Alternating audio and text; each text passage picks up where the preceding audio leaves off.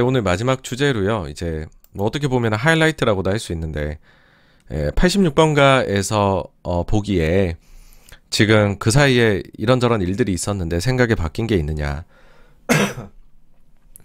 사실 뭐 앞에 다 말씀을 드렸죠. 기본 가정 바뀐 게 없다라고요. 제 기본 가정 자체가 침체 가능성 높게 보고 있고 2분기 실적의 부정적 요인이 절반 반영될 것 같다. 3분기에는 부정적 요인이 다 반영될 것 같아서 3분기 실적이 제일 좀 부진하지 않겠느냐. 그러면 한 7에서 10월 사이 바닥이 나올 걸로 본다. 근데 이런 약세가 이어진 이후에는 역설적으로 침체가 좋은 증시를 만들어낼 수 있다. 그래서 증시가 상당히 연말에는 또 생각 외로 좋을 수도 있다. 다만 그렇게 해서 이제 침체에 따른 영향, 그 이후에 반등 이후에는 이제 우리가 진짜 방향성을 어디로 가야 될지는 뭐 구조적인 인플레일지 우리가 극복한 것인지는 그 이후에 인플레가 진짜 구조적으로 남아있는지 아닌지 확인하고 가자라고 얘기할 것 같다라는 생각이었죠. 그래서 봤었을 때에 일단 생각은 동일합니다. 먼저 부정적인 요인들을 한번 짚어보도록 할게요. 그렇게 봤었을 때 여전히 실적에 대한 우려가 남아있다라는 겁니다. 뭐 저희 채널 보신 분들은 익숙하시겠지만은 모건 스탠리에서 나오는 리딩 어닝 인디케이터인데요. 요거하고 S&P 500 실적 이제 변화하고 굉장히 밀접한 연관이 있습니다. 근데 아직 덜 떨어졌다라는 거 떨어질 공산이 크다는 거죠. 두 번째로 지금 미국의 이익 추정치도 지금 13주 연속으로 계속해서 마이너스가 나오고 있다는 겁니다. 그게 반영되는 것이 분기 시작하고 2개월 동안에 5.4% 추정치가 낮아졌다라는 거에 있고요. 그래서 추정치가 지금 계속해서 하향 국면에 있다. 이건 조심해야 된다라는 거고요. 그러다 보니까는 이게 지금 뭐 이 기업들 안 좋다는 것 자체는 경기도 나쁘다는 거니까는 침체 이야기가 진짜 또 나오는 것이죠. 그랬을 때 소비가 너무 열기를 잃어간다. 이게 지금 아주 그 약점이다라고 미국은 볼 수 있고요. 실제로 그게 인플레라는 요소를 배제하고 봤었을 때에는 더 좀 부진한 측면이 보인다. 거기다가 그 기술적인 부분으로 봐서도 전체적인 시장에서 거래 대금의 감소가 너무 엿보인다. 한미 주식시장 다 그렇고 미국 채권시장 그렇고 글로벌 원유 선물 시장도 그렇고 한국 미국 부동산도 다 그렇다. 거래가 최소한 다 반토막 이상 나 있는 상황이다. 우리나라도 보면은 시가총액 대비해서 제가 거래대금 비율은 많이 보여드리잖아요. 이거 같은 경우에 굉장히 낮아져 있는 상황이다. 이제 그래서 안 좋은 얘기를 좀 드렸고요. 근데 그래서 이제 제가 가지고 있는 기본 가정이라는 게 항복 매물이 출회가 되면 증시 반등이 올 것이다. 이런 얘기 계속 드리잖아요. 그러니까 이 말 자체가 이제 거래대금에서 유의미한 증가가 있게 되면 그러면 증시는 또 좋을 수 있다라는 건데 여전히 뭐 전 기술적 그런 데이터로는 거래대금 제일 중요하게 보고 있고요. 그 점에서 힌트를 줄 것이다라고 생각해서 동일한 생각을 하고 있습니다. 근데 우리가 많이 걱정하고 있는 인플레 같은 경우에 여기저기에서 좀 완화의 징후는 나타나고 있어요. 지금이야 뭐 그렇게 안 느껴지실 수도 있겠지만 첫째로 봐서는 ISM의 물가지수하고 CPI하고 시차를 두고서 이게 나타나는 비슷하게 움직이는 경향이 있는데 지금 보면은 뚝 떨어질 개연성이 있다 지금 그런 거고요. 두 번째로 미국의 물가를 이끈 요소 중 하나인 중고차 지수도 최근에 좀 많이 떨어졌는데 아직 CPI에서는 한 요 정도로 아직은 하락이 나타난 걸로 숫자들이 나오고 있다는 거. 그리고 중국의 생산자 물가도 빠르게 내려오고 있다. 그리고 앞서 보셨겠지만은 레리 서머스가 2월에 썼던 자료 있죠. 그 집값하고 그 다음에 주거비의 관계. 요거 봤었을 때도 이제 연말부터 해가지고서는 연말 즈음 가가지고서는 이렇게 해가지고 내려오는 걸로 좀 나오고 있고 근데 그 뒤에 보시면은 생각보다 더 빠르게 지금 집값들은 하향화되고 있는 그림이 나오고 있기 때문에 어찌 보면 2월에 예상했던 것보다 조금 이 시기가 빨라질 수도 있겠다는 뭐 생각도 가지게 되는 거죠. 저는 개인적으로요.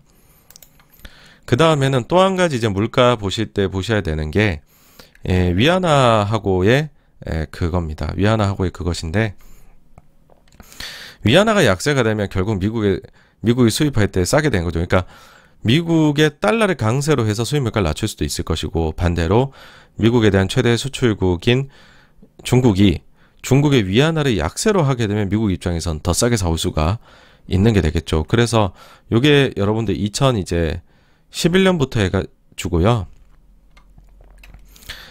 그 파란색은 중국의 이 그 위안화입니다. 위안화. 중국의 위안화가 변동하는 거고, 그 다음에 빨간색은 미국의 수입 물가가 변동하는 폭입니다. 전년 동기 대비 해가지고요. 그래 놓고 이제 수입 물가는 역축을 돌려버렸어요.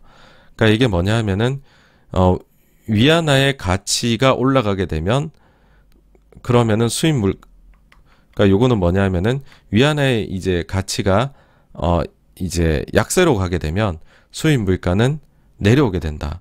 그렇게 이제 하도록 나온 것인데, 보시면 그래프가 거의 비슷하게 이렇게 추종해가지고서 움직이는 것을 보실 수가 있습니다. 그래서 생각보다 위안화하고의 코릴레이션도 높은데, 근데 최근에 보시면 위안화가 많이 지금 약세로 좀 가고 있거든요. 그래서 수입 물가 쪽에서도 추가적으로 조금 이제 약해지는 경향이 나타나지 않을까. 만약에 이 추세가 나타난다면 더 그렇게 생각을 합니다. 그리고 뭐 그전에도 말씀드렸지만 2021년도 10월부터가 물가 상승이 한 번 더 점프를 크게 했던 시기예요. 그 이후부터 쫙 크게 나타났기 때문에 역설적으로는 올해 10월부터 자료가 나올 때에는 이 베이스가 높기 때문에 부담이 조금 줄어드는 측면이 있습니다. 기술적으로요. 그 다음에는 요즘에 고용을 보면 되게 나쁘다고 말하기는 어려운 것 같아요. 예, 그래서 진짜 연준하고 일론 머스크가 이야기하는 것처럼 소프티시 리세션, 마일드 리세션의 가능성도 이런 쪽에서는 조금은 엿보인다. 그러니까 아직 얘기하기는 이르지만요. 네. 자, 그럼 여기서 이런 의문 드실 수 있어요. 뭐야, 인플레가 연말에 좀 급격히 내려올 수도 있다라고 하면 당장의 침체 위험이 높다라고 하는 말하고 좀 상충되는 것 아니냐. 좀 그렇지 않다고 말씀드리는 게, 기본적으로 침체의 가능성이 높게 보기 때문에 그에 따라서 인플레가 더 빠르게 내려올 수 있다라고 복합적으로 보는 것이지, 이게 별개로 보는 것이 아니다라는 거죠. 그래서 사실 침체 없이는 인플레 빠르게 내려오긴 어렵다라고 봅니다. 그리고 인플레하고 경기 침체 관련해서요, 늘 말씀드렸죠.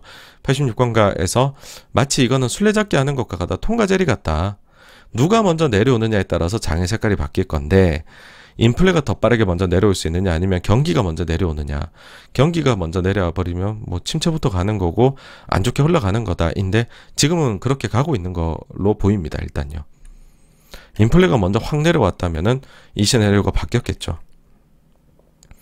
또 하나, 임금 상승이나 에너지 대전환, 그 다음에 앞서도 이제 환율 이런 거 이야기를 한 거를 종합해 보시면 여러분들 느끼시기에 86번간의 인플레가 좀 과거처럼 낮게 내려오긴 힘들고 고착화될 걸로 생각하는 것 같은데, 근데 어떻게 연말에 좋다고 보지? 이 역시 상충되는 것 아닐까라고 생각하실 수 있는데, 이 또한 그렇지가 않습니다. 그러니까 뭐냐 하면 인플레하고 연준의 실수, 그리고 경기 하강으로 인해서 증시가 약세를 면치 못할 것이다 라고 봤다면은, 그런 이유들로 인해서 이미 충분히 증시가 하락을 하고 나면, 그래서 걱정거리였던 인플레도 좀 내려오고 나면, 그러면 연준의 운신의 폭은 상당히 넓어지게 되지 않겠느냐라는 거를 가정에 깔고 간다는 거죠.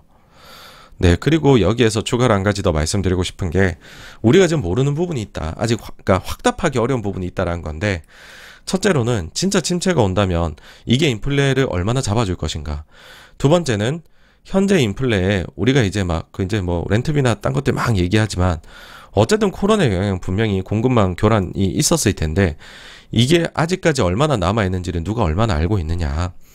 그 다음 마지막으로, 침체가 왔을 때 우리가 최근에 임금 인상폭이 높은 걸 걱정을 하는데, 이제 인력 시장을 떠났던 사람 중에 다시 돌아올 사람이 얼마나 있을까. 이게 만약 생각보다 많다면 임금을 잡아줄 수 있는 요소지 않겠습니까? 그래서 이런 부분들은 우리가 세상이 변하기 전에는 확답할 수 없는 요소들이라는 거죠. 그러면은 구조적 인플레를 말할 때에도 이런 부분들에서의 헤드윈드가 생기기 때문에 좀 조심스러울 것이다. 그러면은 가격이 충분한 가격 메리트가 생기면은 반등론자들의 목소리가 더 커지지 않겠느냐라고 봅니다.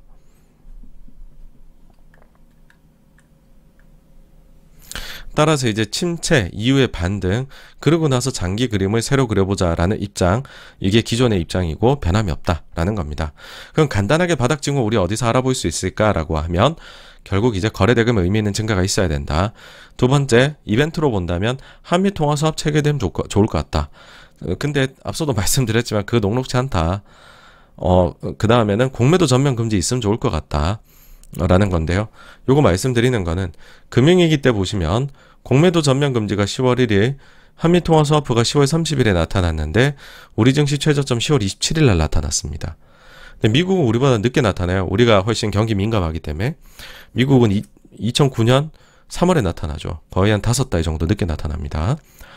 그 다음 코로나 때는 통화스와프가 3월 19일에 맺어졌고 공매도 금지가 3월 16일에 맺어지는데 증시 저점이 3월 19일에 나와요. 그래서 공교롭 시기에 나온다 이것들이. 그래서 이게 나와주는 거는 굉장히 좋은 신호 효과가 있다라고 봅니다. 미국 증시도 이땐 거의 비슷하게 우리 약간 늦게 저점이 나왔었죠. 그래서 이 조치들은 저는 실효성이 있다고 봅니다. 그러면은 만약에 바닥 징후가 나왔다. 그러면 어떤 전략을 생각해 보는 게 좋으냐? 뭐 충분히 싸진 이후에는요, 거래가 잘 된 대형주가 일단은 제일 편해요. 그러니까 사이즈 이펙트가 저는 클 것이다 생각을 하는데, 그럼에도 다양한 전략을 쓰고 싶으시잖아요. 그럴 때는 앙드레 코스툴라니의 말로 좀 대신 해볼까 합니다. 나눠서 하시라. 많이 빠진 걸 사야 되나요? 적게 빠진 걸 사야 되나요? 나라면 그들을 나눠서 하겠다. 네. 어차피 가격 메리트가 전체적으로 시장에 생겼을 때에는 분산 투자하시는 것도 좋은 투자법이 됩니다. 네.